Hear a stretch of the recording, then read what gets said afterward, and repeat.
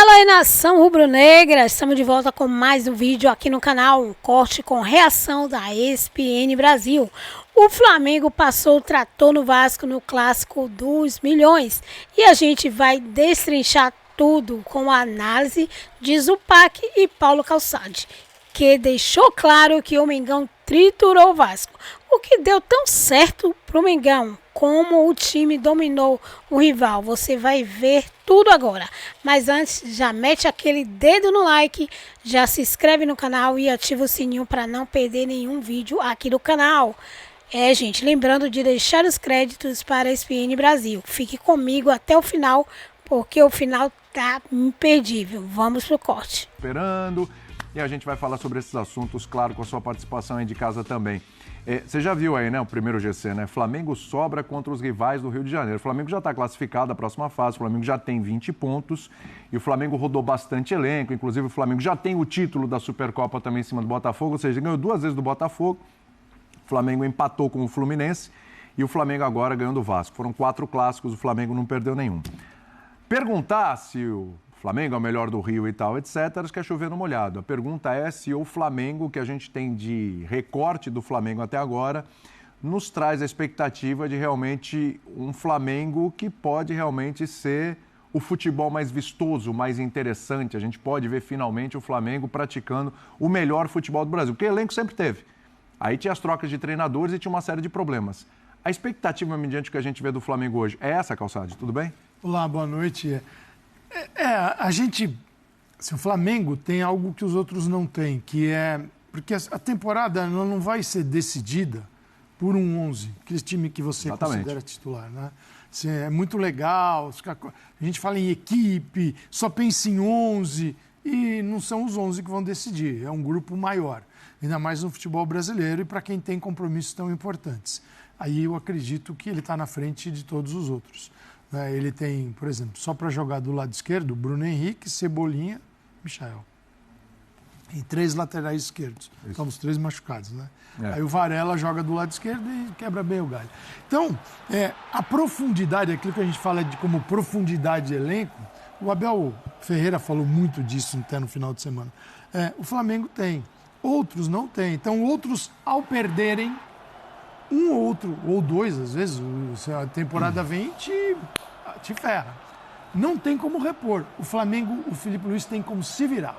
Ele pode não repor exatamente o mesmo tipo de jogador, mas ele tem como mexer em jogadores. Por exemplo, Gonçalo Plata pode fazer mais de uma função, o Bruno Henrique tem feito, e ali você vai, por exemplo, a contratação do Danilo, entendo ser espetacular, acho que um cara que só agrega. Então, acho que o Flamengo tem elenco para produzir um 11 magnífico e para ter um banco decisivo. Pô, a brincadeira, o banco. Na hora que ele começa a usar o banco contra o Vasco, ela pode brincar. É uma covardia, né? É uma covardia, né? A gente está falando de um clássico. De um clássico. Então, o Flamengo tem, sim. Eu acho que o Flamengo, muita coisa mudou no Flamengo, né? A gestão do vestiário. Felipe Luiz pegou o finalzinho, com alguns personagens que deixavam o vestiário mais agitado. O caso do Gabigol.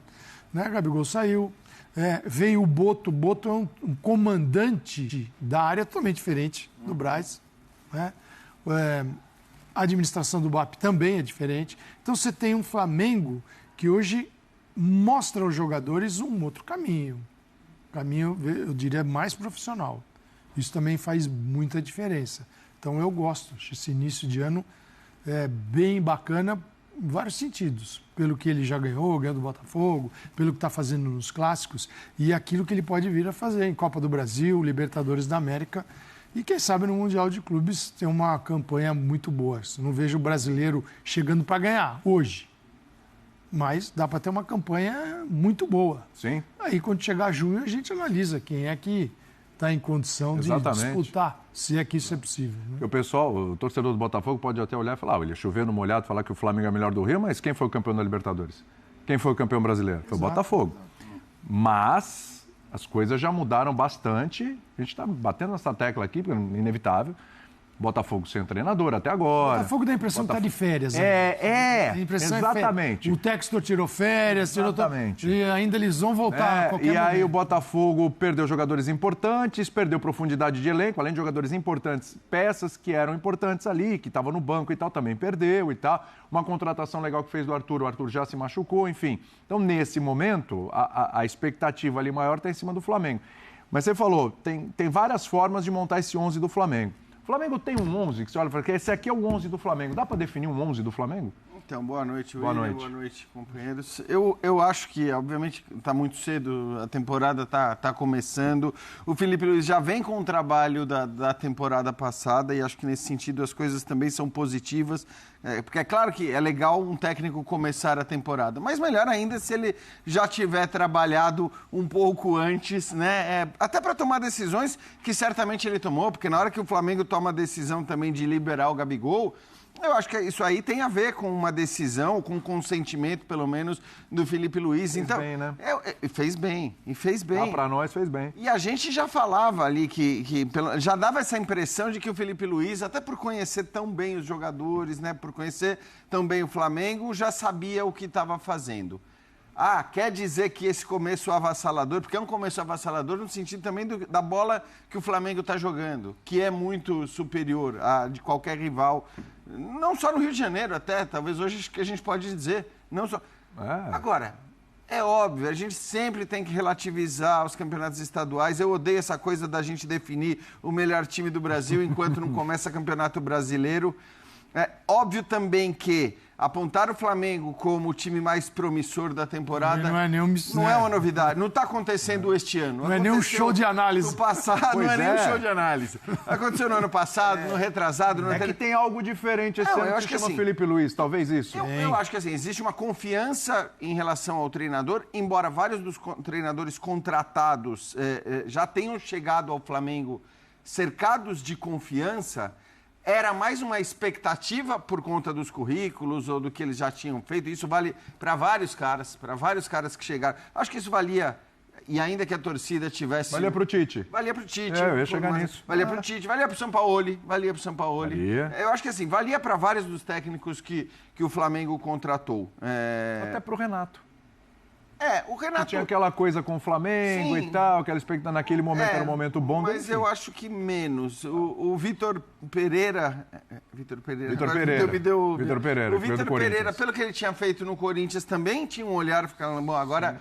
Então, assim, vários dos técnicos contratados pelo Flamengo chegavam com uma expectativa muito grande. Só que o Felipe Luiz, repito, ele já vem de um trabalho em que ele tomou decisões, em que ele mostrou qualidades, e é claro que é um técnico começando a sua carreira, mas, obviamente, o Felipe Luiz é muito responsável por esse otimismo, a volta de jogadores importantes, a recuperação dos jogadores, o elenco do Flamengo, porque é bom lembrar, né, na temporada passada... Durante metade do ano, o Flamengo teve quase que metade do seu elenco do meio para frente. Foi. E faz muita diferença. Então, a vantagem que o Flamengo tem, e sempre teve para mim nos últimos anos em relação aos seus rivais, era essa profundidade de elenco. Essa profundidade de elenco ele não teve no ano passado, porque ele perdeu muitos jogadores o tempo todo por conta de lesão. Então, eu acho que, claro, você olha para a bola que o time está jogando, para o fato do Felipe Luiz estar com esse começo tão promissor e mostrando qualidades, para o fato de que o Flamengo vai ter o seu elenco completo, pelo menos no começo da temporada, vai ter o seu elenco quase completo, o potencial que esses jogadores têm e tudo mais, é normal que se aponte o Flamengo como a principal força. E é normal que ele seja apontado como a principal força, porque o atual campeão da Libertadores e do Brasileiro sofreu, não sei se a palavra desmanche vocês consideram muito pesada, mas sofreu perdas muito significativas, a começar pelo técnico. Porque é claro que se o Botafogo fosse exatamente o mesmo do ano passado, o Flamengo podia estar jogando exatamente o que está jogando, está exatamente na mesma situação e a gente não ia falar isso. Mas, neste momento, o Botafogo está se reconstruindo. Acho que aí não é absurdo dizer que o Botafogo, atual campeão da Libertadores e atual campeão brasileiro, está se reconstruindo. O que o Felipe Luiz tem que os outros treinadores pós-Jesus não tinham? Aliás, pós-Jesus, fala pós-Jorge Jesus, né? Jesus há muito tempo, né? O Jesus do Flamengo, Birner, tudo bem? Tudo bem, William? Boa noite a você, Jean Calçade, ao Pétio, aos fãs e às fãs ao do Pétio. Pétio mandou mensagem dizendo, vai falar do meu time hoje, vai falar do meu time hoje. Qual o time do Pétio mesmo? Não interessa o time do Pétio. Ah, interessa sim. Mas tá na pauta, pode esperar. Tem vários na pauta hoje, deve ter aqui. Por isso mesmo que o dele certamente estará. Bom, primeira coisa, o Luiz Felipe Luiz tem 22 jogos no comando do Flamengo e só perdeu um.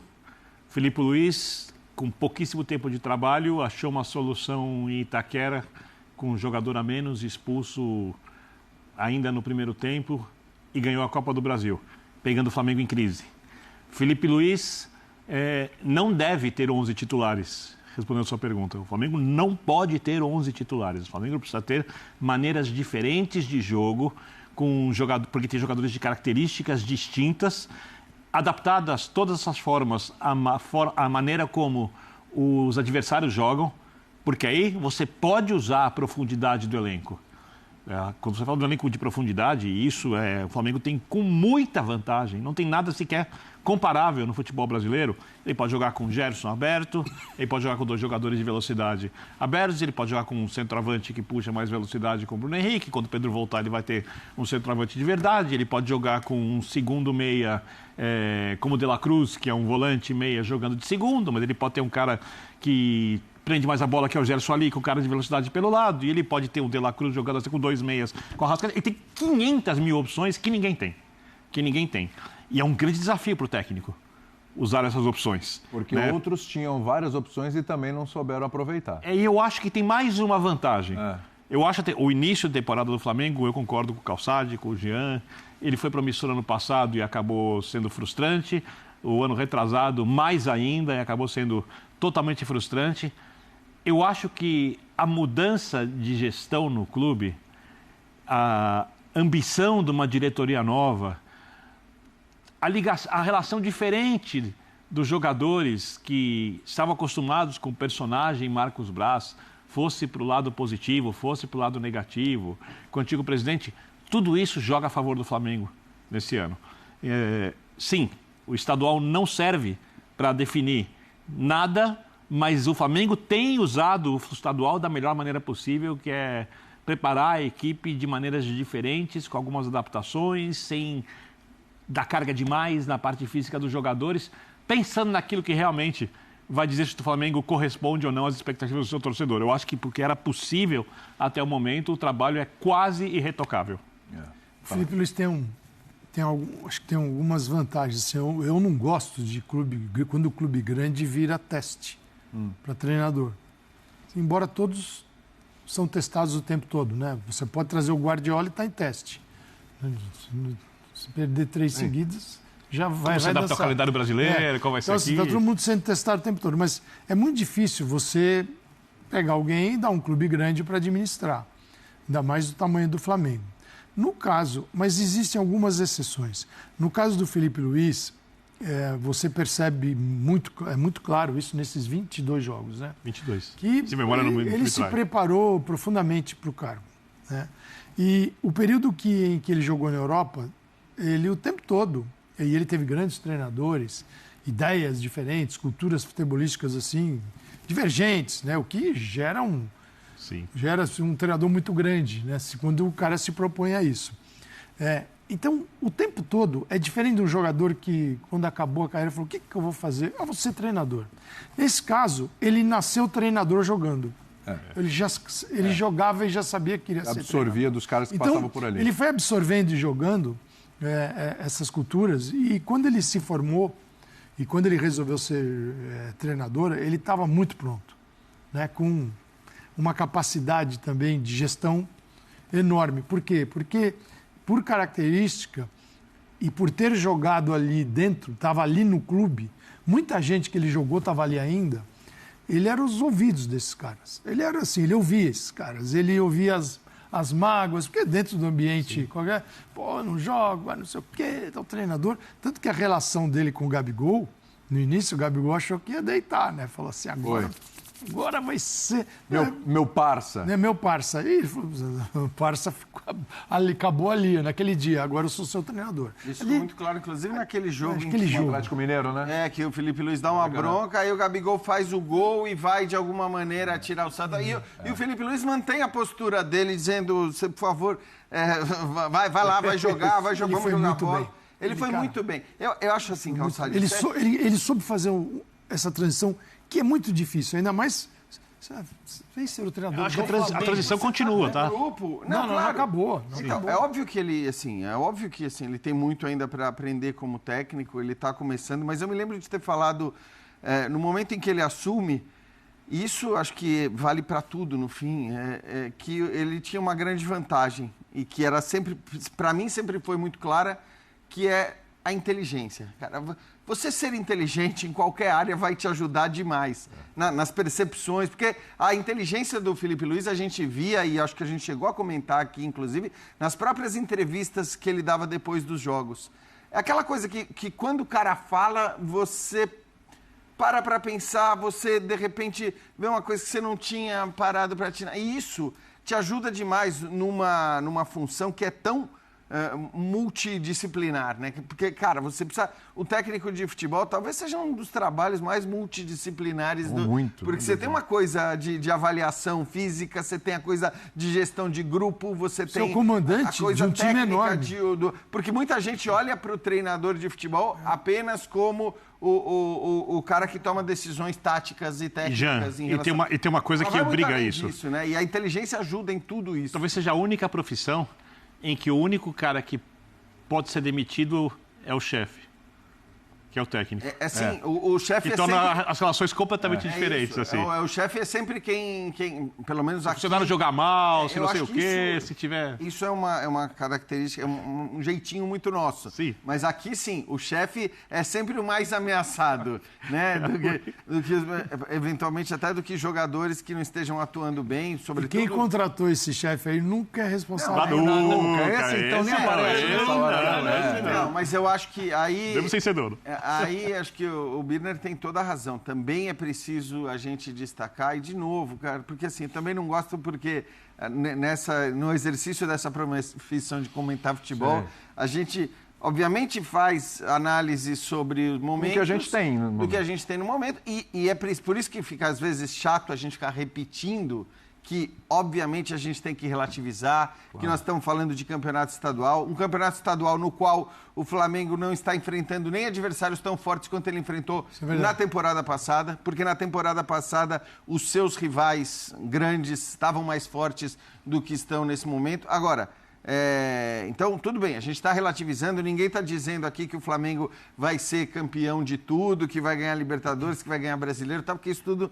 não existe. Mas chega bem forte. Mas que chega forte e que essas qualidades existem e que tudo isso, o técnico do qual a gente já falou bastante, esse elenco muito profundo e com muitos jogadores de qualidade.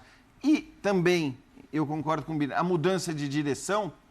Porque muita gente ficava brava com a gente quando a gente falava que, apesar de tudo que o Flamengo tinha ganho, e não ganhou pouco com a última gestão, a gestão era fraca do ponto de vista da gestão de futebol. Sim. Era fraca. Porque se não fosse fraca, e hoje eu acho até que o cenário mudou, mas se não fosse fraca, durante ali uns 3, 4 anos... Podia ter dominado, podia ter passado o rodo nos títulos disputados com outros clubes brasileiros e não foi assim. Algumas mudanças lá dentro também, o jogador está olhando ali, o técnico pensa, opa, sabe, quem trabalha dia a dia no CT do Flamengo, olha, fala, mudou esse, foi embora quem já está ali há algum tempo consegue dá uma chacoalhada. Só para comparar... Completa aí. É claro que tem um resultado, a gente tem que saber andar nesse caminho que é perigoso entre o resultado e a capacidade do grupo de jogadores. Então a gente nota que essa capacidade é fantástica. Enorme. Desse grupo, quando você olha para o Brasil e quando você olha para a América do Sul também. Nossa. Né? Aumenta o resultado, obviamente, tem que vir acoplado a isso. Então não é só o ataque, não. A defesa está vivendo uma ótima fase. Aquela dorzinha de cabeça gostosa, a dúvida para montar uma equipe. é o problema de Filipe Luís no Flamengo, especialmente na defesa. Em 3 clássicos seguidos foram 3 duplas diferentes. Contra o Fluminense, Léo Ortiz e Léo Pereira. Diante do Botafogo, Léo Ortiz e Danilo. Contra o Vasco, Danilo e Léo Pereira. Os fatores embaralhados não alteraram o resultado. 0 gol sofrido nos 3 clássicos seguidos. Com as saídas de Fabrício Bruno e Davi Luiz, a dupla titular da defesa rubro-negra parecia muito bem definida. Léo Ortiz e Léo Pereira. Mas aí chegou Danilo, capitão da seleção brasileira, experiente, anos de futebol europeu, joga pela esquerda e pela direita. Embaralhou a mente de Filipe Luís. Agora pode ser um trio defensivo, uma dupla, tanto faz. O Flamengo está muito bem servido no setor defensivo. A concorrência entre eles é o que vai elevar muito o nível deles, né? Depois eu vou escolher, alguns deles em algum momento vão ficar com certeza brabos comigo, mas eu sempre digo e penso e acredito firmemente que o campo fala. E se eles estão falando no campo, os 3 estão insubstituíveis, eu vou ter que fazer alguma coisa para os 3 jogarem. Então, assim, depende deles. Simplesmente isso. E eu vou escolher sempre os que me falarem mais no campo. Mas, claro, com tantos jogos, todos eles vão jogar. Contra o Vasco, Filipe já, digamos, experimentou um pouco no seu laboratório vermelho e preto. Sem Alexandre e Ayrton Lucas, Varela jogou improvisado na esquerda. Amarelado, o uruguaio foi sacado no segundo tempo. Léo Ortiz entrou e formou zaga com Danilo. Léo Pereira acabou deslocado para a lateral. Nos 7 jogos oficiais do time principal neste ano, apenas 1 gol sofrido diante do Botafogo na Supercopa em Belém. São 3 defensores dinâmicos que têm o passe de qualidade como forte característica. Danilo, por exemplo, iniciou a jogada do primeiro gol contra o Vasco. E fica a dúvida: Cleiton segue como opção, assim como João Vitor e Iago, que acabou de ser campeão sul-americano sub-20 pela seleção brasileira. Seja com dupla ou trio, o problema é teu, Filipe.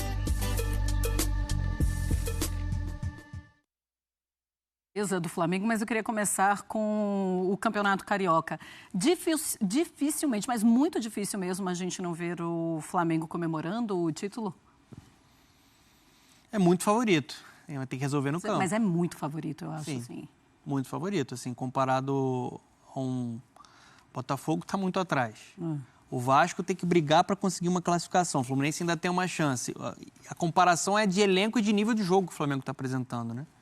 Ele vai sobrando. Então, assim, ele é muito favorito para o Campeonato Carioca. Eu acho difícil que ele não conquiste esse título, até pela forma como o Filipe Luís conseguiu colocar na cabeça dos jogadores a importância de se jogar no Flamengo, a importância de se impor, esse DNA ofensivo, né? E um time muito mais competitivo, uma mentalidade muito mais vencedora, um time também muito mais batalhador. Sabe aquele Flamengo que a gente via em vários momentos que era displicente, que achava que ia ganhar em qualquer momento? Sim. Não existe esse Flamengo com o Filipe Luís.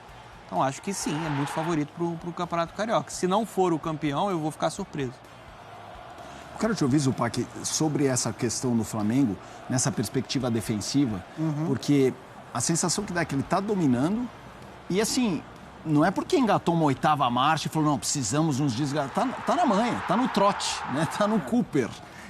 E eu acho que isso diz muito ainda sobre essa questão da zaga, né? Porque eles conseguem controlar o jogo, correr pouco risco. Como é que você está vendo esse Flamengo defensivo, 25? Até porque, assim, é bem verdade, o Flamengo está estável defensivamente, e o Flamengo tem uma zaga forte, o Danilo chegou para substituir, né, a saída do Davi Luiz, né? Do Fabrício Bruno também que saiu e tal.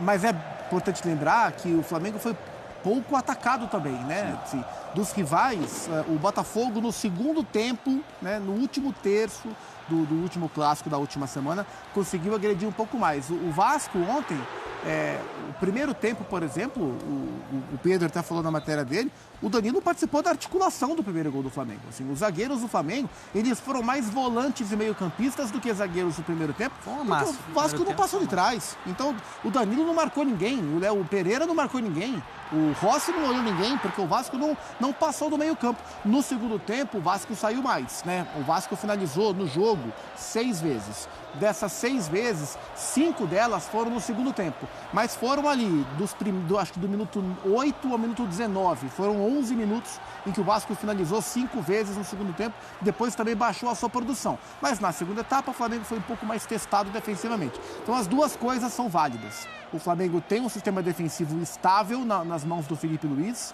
E o Campeonato Carioca tem oferecido pouco risco para o Flamengo. É um time que vem sobrando. O Flamengo não é o melhor time do Rio há 3 anos. Desde 2022, o Flamengo não é o melhor time do Rio. 2023, o Fluminense foi o melhor time do Rio. 2024, o Botafogo foi o melhor time do Rio. É bem verdade que na última temporada, mesmo o Botafogo sendo o melhor time do país, nesta altura da temporada, o Flamengo era o melhor time do estado, tanto que foi campeão carioca com tranquilidade contra o Nova Iguaçu, ainda pelas mãos do Tite. Mas a gente vê, assim como a gente falou do Corinthians, a gente vê o Flamengo na esteira do término de 2023. O Flamengo continua aquilo que o Felipe começou a plantar de sementinha na última temporada, enquanto o Vasco está procurando uma rota e está perdido nessa rota, o Botafogo está no modo de espera para começar a temporada, e o Fluminense é um time que tem limitações, que vai tentar ir no seu ritmo, sabe o que quer, o Fluminense sabe o que ele quer ser, mas ele é um teto mais baixo em termos de investimento, em termos de qualidade do que o Flamengo. Então, assim, eu espero para ver o que será o Botafogo da temporada. Por enquanto, o Flamengo sobra no estado, a depender daquilo que o Botafogo se propuser a ser na temporada, em termos de comissão técnica, em termos de investimento, é quem pode tentar acompanhar o Flamengo, mas vai depender daquilo que o Botafogo conseguir se transformar, porque, por enquanto, o Flamengo tem uma distância bastante considerável. Pois é, e o que o Vasco tem mostrado também nessa temporada, pelo menos até agora, é assustador. Os últimos 2 jogos são jogos para o torcedor esquecer. E colocamos os números do Vasco com o Carille. 7 jogos, são 3 vitórias, 2 empates e 2 derrotas, um aproveitamento de 52,4%, 10 gols marcados, a média de 1,43 e 7 sofridos, 1 gol, então, por partida. O último jogo foi esse aí, que estávamos mostrando os melhores momentos de Flamengo 2 e Vasco 0. Melhores momentos para o Vasco, né? Para o Flamengo. Para o Vasco, realmente, era difícil a gente encontrar algum melhor momento. No segundo tempo, talvez ali, há alguns minutos. Agora, Donan, é preocupante. O que o Vasco tem mostrado, o que o Vasco não tem conseguido mostrar, na verdade, foi o jogo com o Sampaio Corrêa, fizemos o pós-jogo aqui, foi assustador. E o primeiro tempo na partida contra o Flamengo é para o torcedor falar, meu Deus, alguma coisa precisa ser feita, porque desse jeito não tem como continuar. O primeiro tempo contra o Flamengo foi desrespeitoso. Com o torcedor, né? Com o torcedor, com a instituição. Obviamente o Flamengo ele tem um investimento, um trabalho muito competente do Felipe Luiz, tem uma expectativa muito maior. Existe uma diferença. Aquilo que eu falei sobre mundos distintos, de fato, hoje a diferença é abissal entre Flamengo e Vasco. Uhum. Você tem uma rivalidade histórica entre as duas torcidas, mas nos últimos 30 jogos o Vasco só venceu 2. Então você tem hoje um Vasco submisso no confronto. E o que se viu no primeiro tempo foi, além de limitação, de desorganização, foi uma postura muito passiva. Que não pode acontecer. Se você não tem a mesma qualidade que o seu adversário, você tem que tentar equilibrar um pouco na vontade. E acho que o Carille, depois de uma conversa, pelo menos no início do segundo tempo, 15, 20 minutos ali, o Vasco melhorou. Chegou a botar a bola no travessão, ali com o Verratti, mas porque a postura foi uma postura de um time mais aguerrido, um pouco mais agressivo. Agora, projetando para o restante da temporada, de fato, preocupa muito no Campeonato Brasileiro que vai se fortalecendo e o Vasco que ainda tem lacunas muito carentes dentro do seu elenco que não foram solucionadas. A direção até agora não conseguiu contratar um jogador de velocidade para o Vasco. O Verratti fica absolutamente isolado. O Vasco segue sendo dependente do cruzamento para o Verratti. Os jogadores que têm a reserva mais técnica da equipe no meio-campo são jogadores absolutamente frágeis na parte física, não são jogadores confiáveis. E eu cito aqui Coutinho e Payet. Então, assim, é um elenco que é extremamente desequilibrado E o Carille, eu acho até uma covardia você colocar muita culpa no Carille nesse momento. Porque eu acho que ele acaba sendo refém de uma direção que não conseguiu entregar jogadores para ele conseguir modificar um pouco a cara dessa equipe, até para colocar o que o Carille enxerga de futebol. Eu não acredito hoje num time lento, sem intensidade, sem energia, sem capacidade de competir, de botar velocidade. E o Vasco tem isso hoje. Então, assim, qualquer técnico que assumir vai ter essa dificuldade muito grande. Zupac, e o Vasco? O Vasco hoje é curioso, porque o Vasco fez os primeiros jogos com o Fábio Carille, mostrando uma característica de controle de jogo, de posse de bola, de aproximação, que chamou a atenção positivamente. E chamou a atenção por ser algo diferente do que a gente imaginava do próprio Fábio Carille pelo seu histórico. Mas os jogos foram passando depois e o Vasco não conseguiu mais ser...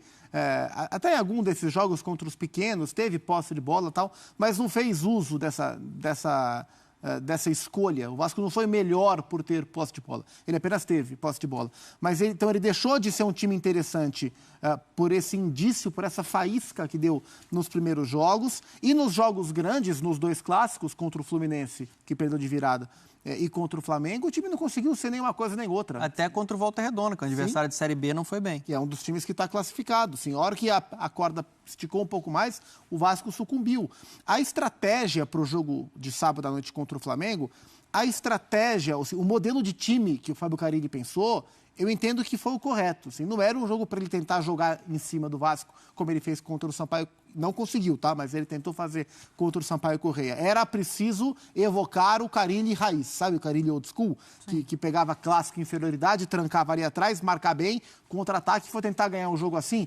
A questão é que o primeiro passo, que foi fechar o time, embora ele tenha feito as escolhas, ao meu ver, corretas em termos de escalação, não foi um time que fechou tão bem os espaços, no primeiro tempo principalmente, e como disse o Donan, o time não tem ponta, o time não tinha contra-ataque, a segunda parte dessa estratégia não tinha como ser executada. Vai puxar contra-ataque com o Coutinho e com o Verratti? Então, e aí por isso que ele botou os 2 volantes, o Matheus e o Hugo Moura por dentro, abriu o Tietê na direita, que é um jogador mais veloz, abriu o Zucarello pela esquerda, que é um menino para tentar dar um gás, mas não foi suficiente. E aí tomou o gol, porque o Flamengo entupiu o Vasco no primeiro tempo. E aí, no segundo tempo, já perdendo o jogo, o time foi um pouco mais para dentro. Acho que o Vasco não escolheu a estratégia errada para sábado, mas não conseguiu executar nem aquilo que ele se propôs a fazer. E a preocupação que existe, não para o Campeonato Carioca, porque ele pouco importa, mas para o grosso da temporada, para o que realmente vale, é uma preocupação que ela tem que existir. Porque o Vasco tem limitações financeiras, o Vasco não sabe qual vai ser o seu futuro administrativo, enquanto o Pedrinho está procurando um comprador para o futebol do Vasco. O treinador tem limitações, o elenco tem limitações. Quem sofre é quem está na arquibancada esperando algo mais competitivo. Ô, Donan, justamente sobre isso queria falar. É muito cedo para começar a se preocupar em Campeonato Brasileiro, porque no ano passado o Vasco teve o melhor ano de Campeonato Brasileiro se compararmos com os anos anteriores. Mas agora, olhando o que tem apresentado nesse Campeonato Carioca, já é para pensar no Campeonato Brasileiro e se preocupar? O Vasco sempre tem que se preocupar com o Campeonato Brasileiro, essa é a verdade. Essa é a verdade. É um Vasco que está desfalcado, tem jogadores importantes lesionados, né? O Estrela está voltando, o Adson, o David, que foram peças importantes da melhor versão do Vasco na última temporada. Mas o Vasco precisa contratar. Eu sei que a situação hoje é complicada financeiramente e na parte política. Tem todo o imbróglio da questão da SAF, é necessário vender para voltar a ser competitivo. Mas a realidade hoje do Vasco não é uma realidade confortável no Campeonato Brasileiro, pelo que a gente vê dentro de campo. E eu analisando... né, isso que o Zupac falou, quando o Vasco teve, dentro de um campeonato estadual, adversários minimamente mais organizados e competitivos na parte defensiva, esse modelo de jogo, de propor jogo, não deu certo. Qual vai ser a realidade do Vasco no Campeonato Brasileiro? Vai ser o modelo de ter a bola ou vai ser o modelo de enfrentar adversários que são mais fortes? Não todos, obviamente, mas numa média. Acho que vai ser o modelo de você ser um pouco mais cauteloso. E para você ser cauteloso e você conseguir causar o mínimo estrago num adversário, se a sua ideia é jogar no contra-ataque, seu técnico é o Carille, você precisa de velocidade. Futebol não tem muito mistério. E são 3, 4 meses que a direção não consegue entregar, né, esse jogador que o Carille vem pedindo constantemente. Óbvio que o Carille não vai, né, numa coletiva, tudo se resolve internamente. Ele não vai expor o presidente do Vasco, a diretoria do Vasco nessa questão, mas é uma questão que realmente acaba limitando o próprio treinador. Por isso que eu acho que seria cruel colocar a culpa no Carille. Eu acho que ele tem a parcela dele, ele tem, né, as virtudes e os problemas dele, mas ele precisa ter material humano também para executar o que ele acredita. E aí, nação, vocês curtiram esse vídeo e curtiu a análise dele, o Zupac e o Calçades? Se você curtiu, deixa seu like, se inscreve no canal, ativa o sininho para não perder nenhum conteúdo que rola aqui no canal. E obrigado por vocês ficarem até o final do vídeo comigo. E comenta aí embaixo o que vocês acharam do jogo, né, do Clássico dos Milhões. E vocês concordam que realmente o Flamengo ele triturou o Vasco? E melhor, o Flamengo ele é o maior, né, que está ali no topo para ser o campeão da Copa aí Carioca? Comenta aí e deixe seus comentários e seu like. Até o próximo vídeo.